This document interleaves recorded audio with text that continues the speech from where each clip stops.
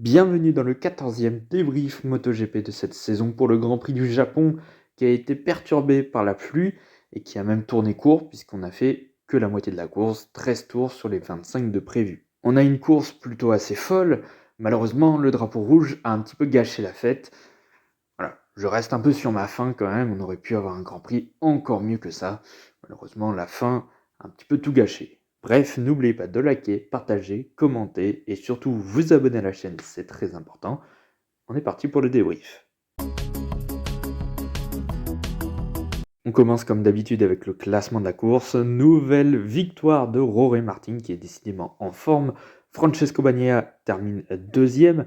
Marc Marquez est de retour sur le podium. Enfin, Marco Bezzecchi termine quatrième devant Aleix Espargaro cinquième, Jack Miller sixième, Augusto Fernandez qui est remonté jusqu'à la septième position devant Fabio Di Giannantonio, Raúl Fernandez troisième top 10 consécutive et Fabio Quartararo qui est remonté dans le top 10. C'est le pilote du moment, Jorge Martin, il est en feu en ce moment. Et oui, une nouvelle fois, Jorge Martin a fait une performance XXL pour aller remporter sa troisième victoire cette saison, la quatrième dans sa carrière, et se rapprocher encore un peu plus de Francesco Bagnaia et de la tête du championnat. Depuis le Grand Prix de Catalogne, c'est bien simple, Jorge Martin a remonté 63 points sur Francesco Bagnaia, qui est dans l'équipe d'usine. Jorge Martin, lui, est dans une équipe satellite. Alors certes, ils ont la même moto, mais quand même. Jorge Martin, il fait quand même des choses assez exceptionnelles. C'est son quatrième podium d'affilée. Il a remporté en plus la course au sprint. C'était sa troisième victoire en sprint d'affilée. Une nouvelle pole position également. Je crois que c'est la troisième cette année aussi. Alors, franchement, il est bluffant, Jorge Martin. On ne l'a jamais vu aussi fort. En fait, les courbes de progression entre Bagnaia et Martin sont totalement en train de s'inverser depuis la Catalogne. Au début, on avait un Francesco Bagnaia qui menait, qui faisait des très belles courses, qui était vraiment au-dessus du lot, et puis un Martin qui était un peu en dessous, qui était là, mais bon, sans plus. Et là, depuis la Catalogne, ben, c'est l'inverse. C'est Martin qui a pris la place de Bagnaia en tant que leader de la MotoGP actuellement, et Bagnaia, lui, n'est pas non plus totalement à la ramasse, il est un peu en dessous. En tout cas, Jorge Martin est remonté à 3 points au championnat sur Francesco Bagnaia et il ne reste plus que 6 courses en cette fin de saison. Tout reste à jouer. Est-ce qu'on peut dire que Jorge Martin est le favori pour le titre mondial? Je ne pense pas encore. Mais attention, parce que depuis 4 week-ends de course maintenant, c'est Martin qui prend le dessus sur Francesco Bagnaia. Donc attention, tout est possible encore. Bagnaia fait des erreurs, Martin moins, il en a fait dans le passé, notamment l'année dernière.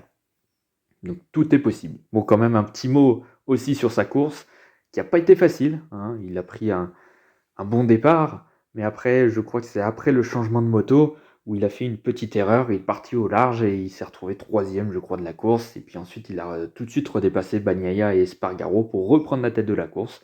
Puis ensuite, tout le long du Grand Prix, il a tenu un gap d'un peu plus d'une seconde sur Francesco Bagnaia. Il a maîtrisé totalement. Puis à la fin, il y a eu le drapeau rouge, ce qui lui a donné la victoire. Et du coup, contrairement à Jorge Martin, depuis le Grand Prix de Catalogne, c'est plus du tout la même chose. Bagnaia est moins à l'aise, j'ai l'impression. Est-ce qu'il y aurait un lien avec sa chute lors du Grand Prix de Catalogne, où il s'est fait rouler sur la jambe par Brad Binder quand même? Alors maintenant, il n'y a apparemment plus de séquelles par rapport à cet accident-là. Mais est-ce que mentalement, Bagnaia n'a pas été touché, peut-être même choqué par l'accident qu'il a eu au premier tour du Grand Prix de Catalogne? Parce que depuis cette chute, on n'a plus le même Bagnaia. Alors il est toujours performant, hein, vraiment.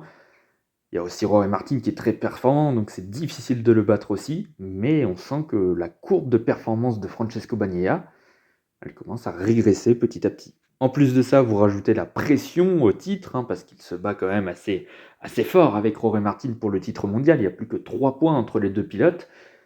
Eh bien, ça fait un Bagnaia un petit peu plus frileux. Et on l'a vu lors de la course sprint, où il avait été pas mauvais, mais bon, il était quatrième. Et quand il a voulu dépasser Jack Miller, il s'y est pris à plusieurs fois. Il y a notamment un freinage, je crois, dans le virage 10, où il aurait pu lâcher les freins un peu plus et dépasser tout de suite Jack Miller. Eh bien non, il ne l'a pas fait. Il s'est retenu un peu. Il s'est retrouvé encore une fois derrière Jack Miller. Il l'a dépassé un peu plus loin. Mais On sentait que Bagnaia, il n'avait pas envie de tenter le tout pour le tout, parce que s'il tombe, eh ben, il perd gros au championnat. Bon, après, en course principale, ça a été un peu mieux pour Francesco Bagnaia. Il a pris, je crois pas, un départ si bon que ça. Je crois qu'il perd quelques positions, il les regagne.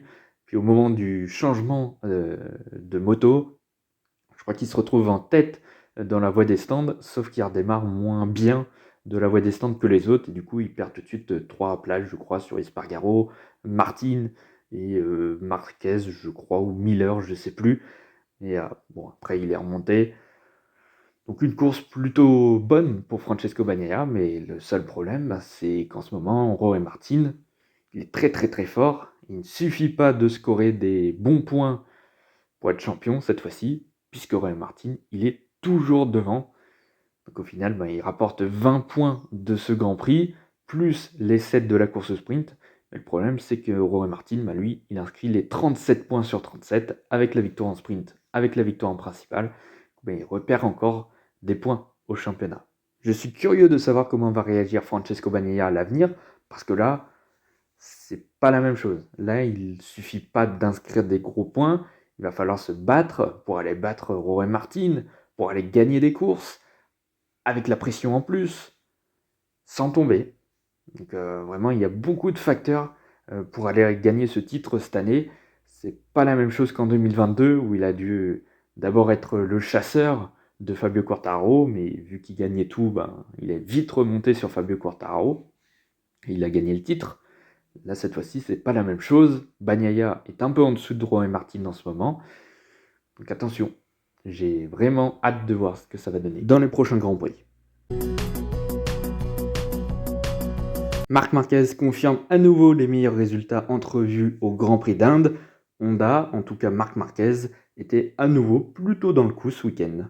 Alors attention, je ne suis pas en train de dire que Honda, ça y est, va aller chercher des victoires, va vraiment battre tout le monde. Loin de là, parce que ce week-end, il n'y a que Marc Marquez qui a performé. Peut-être un peu Joan Mir, mais bon, dans une moindre mesure.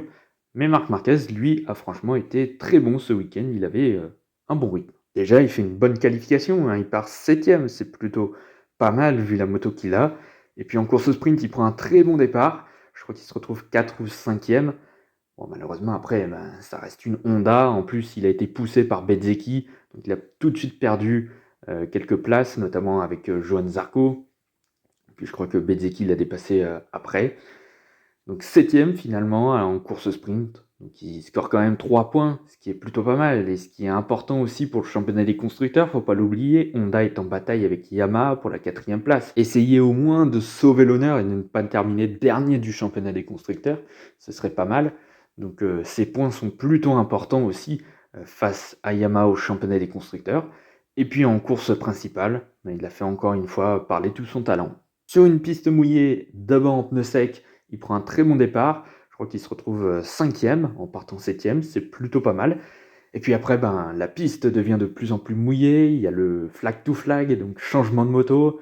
Donc, il fait un bon changement de moto. Je crois qu'il se retrouve 3 ou 4ème. Il dépasse notamment Bagnaia après la sortie des stands. Et puis après, il fait une très très belle course. Il dépasse quelques pilotes. Et puis ensuite, il dépasse Marco Bezzecchi pour le podium. Et au final, Marc Marquez signe son premier podium de la saison en course principale. Il était temps, son dernier c'était au Grand Prix d'Australie 2022. Ça fait une éternité. C'est aussi le premier podium de Honda en course principale depuis la victoire d'Alex Rins lors du Grand Prix des Amériques. Content de dire que c'était il y a un petit moment maintenant. Encore une fois, quand les conditions sont piégeuses, Marc Marquez est là. Marc Marquez est à nouveau dans les premières positions et malgré une moto qui n'est pas vraiment compétitive, franchement, il fait une très très belle course et globalement, un très très bon week-end pour Marc Marquez. Alors maintenant, je suis curieux de savoir si les résultats obtenus au Grand Prix d'Inde et au Grand Prix du Japon, qui sont plutôt corrects, pourraient influencer la décision de Marc Marquez concernant son avenir pour 2024. Est-ce que finalement, s'il voit que la Honda commence à être un peu mieux, en tout cas les résultats commencent à être un peu mieux, Marc Marquez pourrait refaire confiance à Honda pour une année supplémentaire, ou est-ce qu'il voudrait toujours partir chez Gresini? Alors ça se trouve, son idée de base et sa décision de base, ce serait de rester chez Honda. Donc dans ce cas-là, ça ne change rien. Apparemment, Marc Marquez a déjà pris sa décision depuis quelques Grands Prix maintenant, sauf qu'il l'a toujours pas annoncé. Il devait l'annoncer entre le Grand Prix d'Inde et le Grand Prix du Japon. Ça n'a toujours pas été le cas. Donc je ne sais pas. C'est un peu bizarre. Maintenant, s'il a décidé déjà de rester chez Honda, il n'y aura pas de problème. Maintenant, s'il a décidé de partir chez Gresini et qu'il voit que finalement, en Inde et au Japon, ça se passe plutôt bien, peut-être que ça pourrait être décisif quant à son avenir. Sait-on jamais. Bon, après, ce ne sont que 2 bons résultats dans une saison vraiment cauchemardesque, galère. Mais bon, j'ai envie de voir un petit peu ce que donnera Honda dans les derniers Grands Prix, pour les prochains Grands Prix, les 5 ou 6 derniers Grands Prix, je ne sais même plus. Bref, si Honda commence à progresser un petit peu, peut-être que la confiance de Marc Marquez va progresser aussi. Parce que quand on voit les résultats de Joan Mir, on se dit qu'il y a quand même une progression. Joan Mir, 5e du Grand Prix d'Inde, 12e lors de ce Grand Prix, c'est quand même une progression. Alors que Mir, il était vraiment au fond du peloton toute l'année. Là, ça va un peu mieux. Donc ouais, à voir un petit peu ce que pourraient donner les derniers Grands Prix pour Honda. Bon, maintenant, on va essayer d'être un petit peu plus rapide parce que j'ai passé beaucoup de temps sur Martin, Bagnaia et Marquez. Maintenant, on va parler un petit peu des pilotes Aprilia. Ça a été un week-end un peu plus compliqué, surtout pour aller chez Espargaro. Ça n'a pas été simple. Voilà, 9e en qualification. On va dire que ça passe, mais bon, il y a mieux. Après, il est victime d'un souci sur sa moto. Encore des problèmes mécaniques sur l'Aprilia. Il y en a pas mal. D'ailleurs, Miguel Oliveira aussi a été touché, cette fois-ci en course principale. Bon, après, il fait une très belle course principale. Il se retrouve même en tête de la course à un moment donné. Il se fait dépasser par Martin, puis par Bagnaia, puis par Marquez, puis par Bezzecchi. Mais au final, ça fait 5e. C'est plutôt pas si mal. Disons qu'aller chez Espargaro, il sauve vraiment les meubles. Ça fait 11 points pour Aprilia aussi au championnat des constructeurs. Même si là, il n'y a pas beaucoup de batailles avec KTM. Même s'ils ne sont pas totalement largués non plus. Mais bon, quand même, un top 5 pour Aprilia, c'est plutôt pas mal parce que ce week-end a été quand même assez compliqué. On peut aussi parler un petit peu de Maverick Viñales qui fait 8e en qualification, donc une place devant Aleix Espargaro. En course sprint, ça se passe plutôt correctement. Il marque le dernier point en jeu de la course sprint, 9e. C'est le meilleur pilote Aprilia sur cette course sprint, donc on voit bien que Aprilia n'était pas vraiment à l'aise sur ce circuit. Malheureusement, la course de Viñales s'est arrêtée dès le premier virage de la course principale, poussé par Bezzecchi. Il a tapé Zarco et il est tombé. Au final, il termine la course à un tour. Bon, une course complètement à oublier pour Maverick Viñales. Il y a aussi Miguel Oliveira qui est vraiment poissard. Franchement, depuis le début de la saison, il est vraiment poissard, Miguel Oliveira. Alors la qualification, encore une fois, c'est pas terrible. 16e, c'est loin. C'est loin, Miguel Oliveira, c'est pas facile les qualifications pour lui, c'est pas son exercice favori. Bon, la course sprint, il termine 14e, c'est assez anonyme. Et puis en course principale, il fait une très très belle course, honnêtement. Il surgit de nulle part à la 4e position à un moment donné, en partant 16e. C'est formidable en juste quelques tours, en 6 ou 7 tours, grâce notamment au drapeau blanc, au changement de moto. Mais bon, quand même, on l'a retrouvé devant, qui jouait presque même le podium en fait. Malheureusement, son Aprilia l'a lâché. Ouais, c'est franchement bête. Et en plus, l'Aprilia l'a lâché vraiment 1 ou 2 tours avant le drapeau rouge. Donc si c'était arrivé après, il conservait la 4, 5, 6e place. Je crois qu'il avait perdu quelques positions avant d'abandonner. Ouais, c'est vraiment dommage. Vraiment la poisse parce que franchement, il faisait une très très belle course, Miguel Oliveira. Faut aussi parler de Raúl Fernandez qui franchement en ce moment progresse vraiment très bien. Ça fait 3 Grands Prix consécutifs maintenant qu'il termine dans le top 10 de la course principale. Il marque vraiment de très bons points. Il passe en Q2, à nouveau, 11e, c'est pas mal du tout. Il est loin devant son coéquipier Miguel Oliveira. Enfin, quand je dis loin, il a 5 places d'avance sur Miguel Oliveira sur la grille. C'est plutôt pas mal. Et puis en course sprint, ça se passe plutôt bien. Il termine dans le top 10, donc ça c'est très bien. Pas de points malheureusement, puisque c'est les 9 premiers qui marquent des points. Mais quand même, c'est du très solide. Et puis, sous la pluie, il fait une très très belle course et il termine 9e de la course. franchement, Raoul Fernandez, il fait de très très beaux progrès en ce moment. Il retrouve du feeling, il retrouve du plaisir à piloter. Et ça, c'est super sympa. C'est vrai que depuis l'année dernière, on critique beaucoup Raoul Fernandez, et moi-même, hein, je l'ai beaucoup critiqué. Mais là, en ce moment, il fait vraiment des belles performances. Donc, j'ai hâte de voir ce que ça va donner en cette fin de saison. Mais Raoul Fernandez est peut-être en train finalement de se réveiller. Et finalement, je vais le dire maintenant, il mérite sa place pour l'année prochaine. Ce qui n'était pas le cas en début d'année, hein, soyons francs. Du côté de chez KTM, ça a été un week-end un peu meilleur par rapport à ces derniers temps, mais il en manque encore un petit peu. Mais au moins, cette fois-ci, le pilote qui s'en est le mieux sorti, je pense, chez KTM, c'est Jack Miller. Et ça faisait longtemps qu'on ne l'avait pas eu aussi haut, parce que ces derniers temps, c'était vraiment la galère pour Jack Miller. Il part déjà de la première ligne, donc franchement, c'était très bon, une très très bonne qualification. Course sprint à la fin, vraiment il dégringole. Bon, il se fait dépasser par Francesco Bagnaia. Un tour de plus et il se faisait aussi dépasser par Johan Zarco. Mais au final, c'est quatrième en course sprint, c'est plutôt pas mal. Il a tenu quasiment tout le long de la course avec un plutôt bon rythme. Et puis en course principale, c'était loin d'être la course la plus facile pour Jack Miller. Il prend un bon départ, je crois qu'il se retrouve même en tête de la course à un moment donné. Bon après, j'ai pas vraiment tout suivi, il y a eu tellement de dépassements au moment des changements de moto que j'ai pas tout suivi honnêtement. Jack Miller, au final, termine sixième de la course. C'est le meilleur résultat d'une KTM ce week-end sur la course principale. Donc franchement, ça fait plaisir de revoir Jack Miller un peu plus haut. Disons que ce circuit de Motegi, il convient un peu mieux à Miller qui avait gagné l'année dernière sur la Ducati. Chez Brad Binder, ça a été un peu plus difficile que d'habitude. Alors déjà, la qualification était très bonne, ce qui n'était pas forcément le cas ces derniers temps, où c'était un peu plus compliqué, cinquième, c'est bien.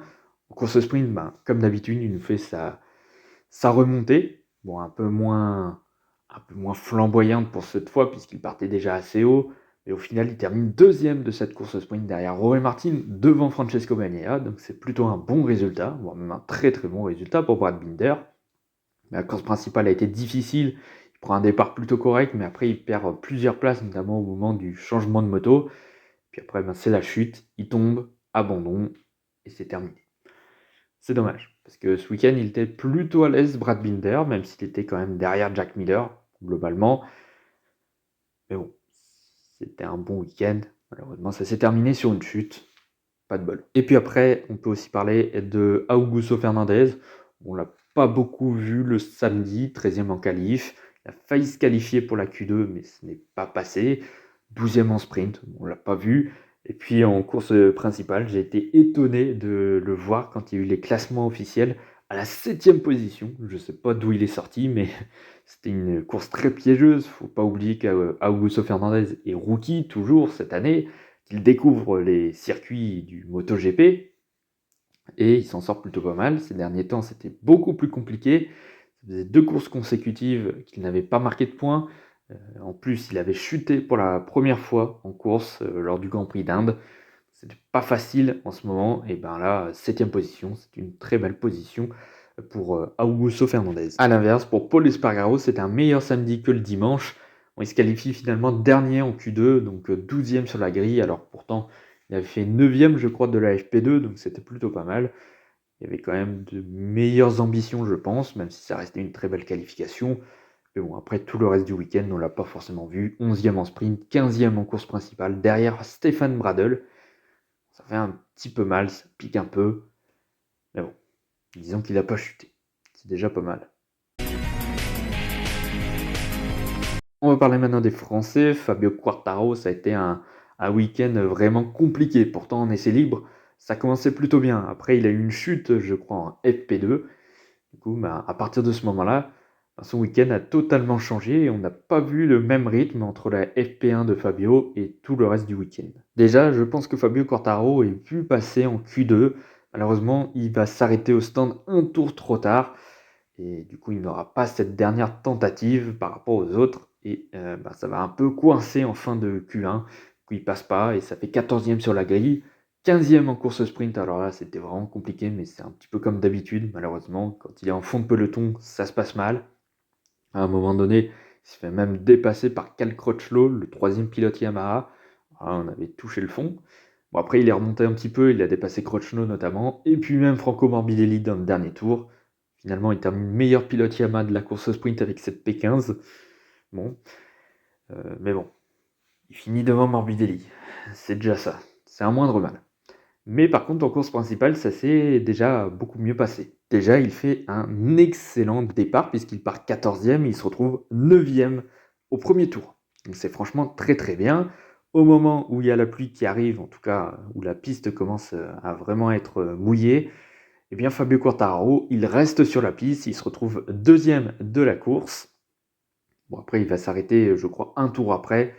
Du coup, il retombe dans les derniers, malheureusement. Mais bon, son rythme est plutôt correct, voire même très bon. Vu la moto qu'il a, et en plus, en général, il n'est pas forcément à l'aise sous la pluie. Hein. Depuis le début de sa carrière en MotoGP, franchement, les conditions pluvieuses, c'est pas son truc. Hein. À chaque fois, il se retrouve dans les derniers, même quand il était en train de se battre pour le titre de champion du monde. Ça a été très compliqué pour la plupart des courses sous la pluie. Eh bien non, cette fois-ci, il avait du rythme. Il était même à un moment donné l'un des pilotes les plus rapides en piste. Franchement, il m'a bien étonné là-dessus. Et au final, ça fait top 10, 10e, avec une stratégie qui était osée. Fallait tenter. Au pire, si ça sèche, il se retrouve deuxième. Donc c'est pas mal. Et en plus, devant, c'était Pirot. Donc franchement, si ça séchait, Quartaro allait aller chercher Michele Pirot. Il aurait pu même gagner la course. Mais bon, il n'a pas arrêté de pleuvoir, malheureusement. Du coup, il a dû s'arrêter. Il s'est retrouvé en fond de peloton. Il est remonté jusqu'à la P10. C'est plutôt pas mal. Donc, franchement, c'est un week-end pas, pas terrible, mais disons qu'il a sauvé les meubles avec cette 10e place sous la pluie dans des conditions pas simples. Disons que ça peut passer. Bon, après, disons que la stat gênante, c'est que Michele Pirot, maintenant, a mené plus de tours d'un Grand Prix de MotoGP en 2023 que Fabio Quartararo. La stat est très gênante quand même. Pirot, c'est quand même un pilote test qui était vraiment de nulle part ce week-end. Il a mené plus de tours que Fabio. C'est gênant. Et on termine ce débrief par Johan Zarco, qui a franchement pas eu de bol. Hein. Franchement, et puis en plus, il n'a pas été aidé par la direction de course, franchement. Franchement, à part la qualification, son week-end, il est vraiment top. Bon, en qualif, malheureusement, il se rate un peu. Il fait que 10e.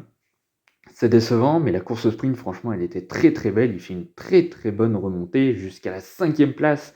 Avec un tour en plus, il passait même Jack Miller pour la 4e place. Donc franchement, c'était une très belle course au sprint. Puis en course principale, pareil, il prend un très bon départ. Donc ça, c'est plutôt pas mal. Malheureusement, il y a Bezzecchi qui se rate au premier virage, qui pousse Vignales, qui lui-même pousse Johan Zarco. Alors, il a quand même de la chance finalement dans sa malchance, parce que Johan Zarco, il ne tombe pas. Il reste sur sa machine. Mais bon, il va traverser les graviers, il se retrouve vraiment à des années-lumière du peloton. Après, il y a la pluie, donc ça l'aide pas mal. Johan Zarco, sous la pluie, lui, c'est le contraire de Fabio Quartararo. Il est très performant dans ces conditions. Il va faire que remonter, remonter, remonter. Ça va être le pilote le plus rapide à un moment donné. D'ailleurs, il a fait le meilleur tour de ce Grand Prix. Et puis, il ne va faire que remonter, place après place. Enfin, franchement, il a fait une remontée de malade. Enfin, c'est incroyable.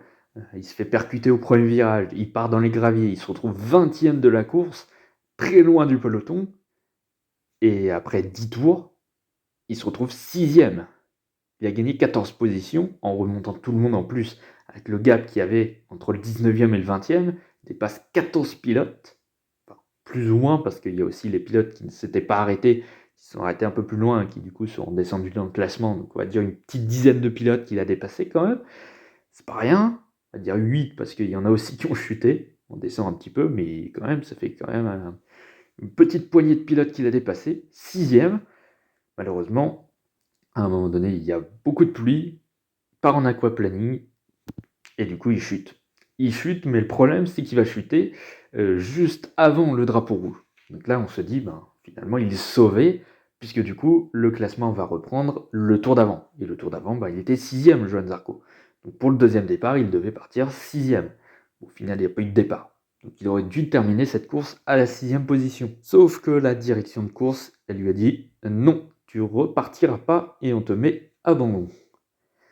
Et ça, je comprends pas vraiment. Bon, honnêtement, je comprends pas du tout cette décision, mais je vais pas en parler ici parce que déjà j'ai fait un long débrief, donc je vais peut-être m'arrêter là. Je vais peut-être faire une vidéo exceptionnellement, peut-être mardi ou mercredi. Je pense mardi, pour parler, plus précisément de ce sujet et vous donner mon avis quant à cette, «pénalité» entre guillemets, puisque finalement c'est une pénalité sans en être une. Donc je vais en parler un petit peu précisément, plus précisément en tout cas dans une autre vidéo, parce que là, on a fait un débrief plutôt long, mais sachez que je ne comprends pas du tout cette décision et que du coup, ben, Joan Zarco n'a pas terminé dans les points, il a même abandonné du coup. Donc bon, c'est dommage parce qu'il faisait une remontée fantastique, s'il n'avait pas été percuté et qu'il avait le même rythme, franchement il aurait pu se battre pour le podium, voire même peut-être challenger Rory Martin pour la victoire. Franchement, c'est vraiment dommage. Encore une fois, Poissard, voilà, quand il est performant, il y a encore un truc qui va pas. Quand il est pas performant, bah, il se passe rien. Et du coup, il fait des résultats moyens. Et quand il est performant, il y a toujours quelque chose. Décidément, ça ne veut pas. Voilà, maintenant je vous mets les notes que j'ai données aux pilotes et aux constructeurs. Alors m'en voulez pas, peut-être que les notes sont un petit peu biaisées parce que c'est un peu compliqué hein, de noter les pilotes là avec cette course qu'on a eue. C'est pas facile, un drapeau rouge, une course sous la pluie, un flag to flag, donc franchement c'est pas simple à dire. Les pilotes qui étaient derrière en qualification se sont retrouvés pour la plupart devant en course ou en tout cas au milieu de peloton. C'est un peu chamboulé la grille tout simplement, donc bon, j'ai eu un peu de mal à noter certains pilotes. Donc, je vous laisse faire pause pour voir un peu plus précisément les notes et nous on passe au championnat. Au championnat des pilotes, on retrouve Francesco Bagnaia, toujours leader, mais attention puisque Rory Martin n'a plus que 3 points de retard sur le pilote italien. Il va y avoir un duel chez Ducati, ça va être très alléchant. Marco Bezzecchi qui perd encore un peu de terrain, 54 points de retard maintenant sur Francesco Bagnaia. Disons que c'est plus forcément un prétendant au titre, hein. Marco Bezzecchi. Brad Binder reste à la 4e position devant Aleix Espargaro, Johan Zarco reste 6e devant Maverick Viñales, Luca Marini, Jack Miller et Fabio Quartararo qui remonte dans le top 10 puisque Alex Marquez n'était pas présent. Il a scoré assez de points pour remonter dans le top 10. Au championnat des constructeurs, Ducati est toujours en tête. Ils pourront potentiellement être champions du monde au Grand Prix d'Indonésie dès la course sprint. D'ailleurs, je pense qu'ils vont être champions du monde à Mandalika pour la prochaine course dans 2 semaines. KTM est 2e maintenant avec 32 points d'avance sur Aprilia, ça fait un petit peu le trou. Honda est 4e devant Yamaha. Il y a maintenant 11 points d'écart entre les deux constructeurs japonais. Ça fait une belle bataille en fond de peloton, mais bon, toujours la 4e place pour ne pas être dernier. Enfin, au championnat des équipes, l'équipe Pramac est toujours en tête grâce à Rory Martin notamment, mais Johan Zarco a quand même fait du travail dans ce championnat. Le team VR46 est toujours 2e et devant le team d'usine Ducati. On a un triple Ducati au championnat des équipes. Ça suit un peu le championnat des constructeurs finalement. Voilà, c'est la fin de ce long débrief. Je ne perds pas plus de temps. N'oubliez pas de liker, partager, commenter et surtout vous abonner à la chaîne, c'est très important. Nous on se dit à bientôt pour de prochaines vidéos, peut-être mardi ou mercredi. Ou sinon, ce sera vendredi. À bientôt.